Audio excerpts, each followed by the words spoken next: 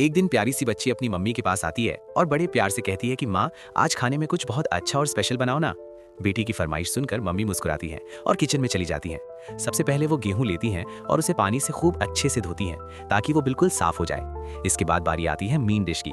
Mummy एक ताज़ी मछली लेती हैं और फिर उसे ध्यान से काटने लगती हैं। काटने के बाद वो मछली को स्टीम होने के लिए यानी भाप में पकने के लिए रख देती हैं। जब मछली अच्छे से पक जाती है तो मम्मी उसके ऊपर कुछ कटी हुई सब्जियां डालती हैं। स्वाद बढ़ाने के लिए आखिर में वो ऊपर से गर्मा गर्म खौलता हुआ तेल डालती हैं, जिससे डिश में जान आ जाती है। खाना तैयार होने के बाद माँ और बेटी दोनों साथ बैठते हैं और उस स्वादिष्ट मछली को बड़े चाव से खाते हैं।